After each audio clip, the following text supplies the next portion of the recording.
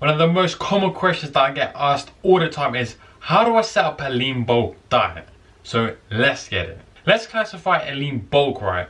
A lean bulk is basically a smaller calorie surplus, and it's for people that want to maximize muscle gain and minimize fat gain. So now that you know that a smaller calorie surplus equals the good old lean bulk, let me tell you how many calories you should be eating in order to do this lean bulk. For beginners, you should be doing about 300 to 500 calories per day. Now I would classify a beginner that's 0 to 1 years of training experience. For intermediate lifters that's been training, let's say about 2 to 3 years, I'd recommend a good calorie surplus of about 200 to 300 calories. So as you could probably tell, the amount of calories you should be eating per day for a lean bulk phase really does depend on your training experience. Okay, so now that we've set one of the most important factors when it comes to a good lean bulk phase, let's move on to step number 2 and set a protein intake. When it comes to bulking, I typically recommend a lower protein intake. However, because this is a lean bulk phase and we're going for a smaller calorie surplus, I actually typically recommend a slightly higher protein intake. Therefore, you still have a lot of satiety and you don't want to binge all the time.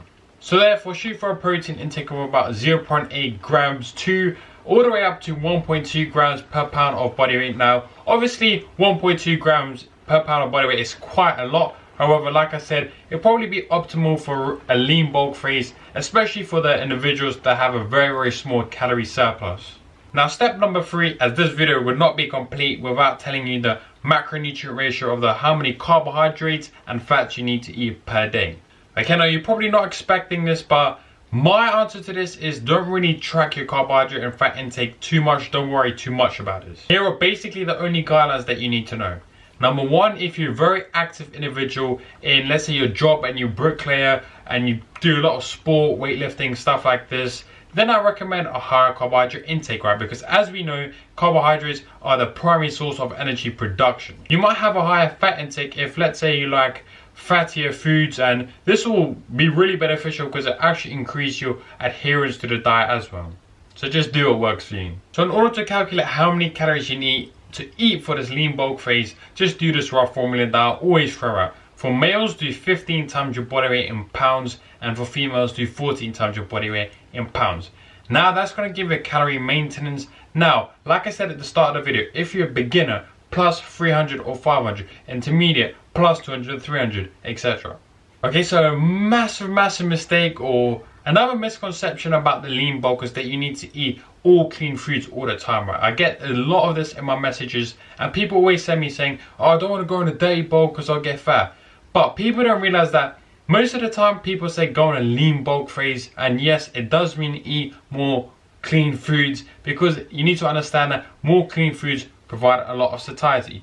For example, if you eat a white potato compared to some wine gums or something like that, we know the white potato is going to provide a lot more satiety. Therefore, you don't want to increase your calorie intake later on. So that brings me on to the dirty bulk phase, where people think that, okay, that guy's having wine gums, Pop-Tarts, that's completely dirty bulk, right? Whereas most people don't realize that if you eat some junk foods here and there and still keep your calorie balance just minimum, so just a small calorie surplus, then the fat gain is not going to be very large anyways. One thing I have to mention is as well that many people make a mistake, and this might be you might be searching on YouTube for this answer as well. So you might be saying how to set up a lean bulk or something like that, and one massive mistake that people make is that they're just too scared to gain any amount of fat. And here's the deal, here's why it's not good at all. Say for example, someone eats in 100 calorie surplus, right? And they don't want to gain any fat. They want to stay shredded, bro, all year round, take Instagram photos, stuff like this, you know what I mean? They eat in 100 calorie surplus.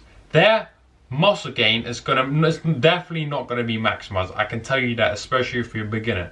Therefore, if you have an extremely small calorie surplus, you might be leaving some gains at the table, right? So keep that in mind. Don't be way too scared to gain fat. Okay, I'm not saying do the opposite and just get really chubby.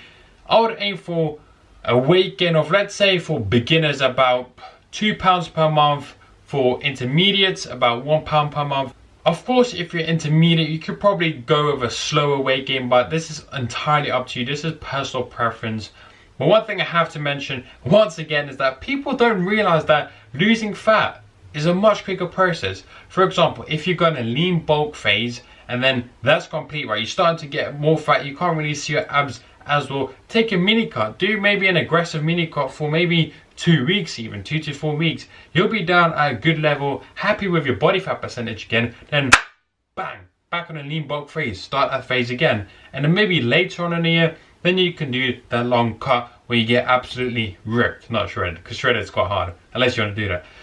But anyway, that's the end of the video. That's how you set up a lean bulk phase. To summarize, just get a calorie surplus to a minimum. Don't go what most people classify a dirty bulk, where the calorie surplus is just excessive, which may actually hinder you, but I don't want to get too much into that. So that's that. Subscribe to the video.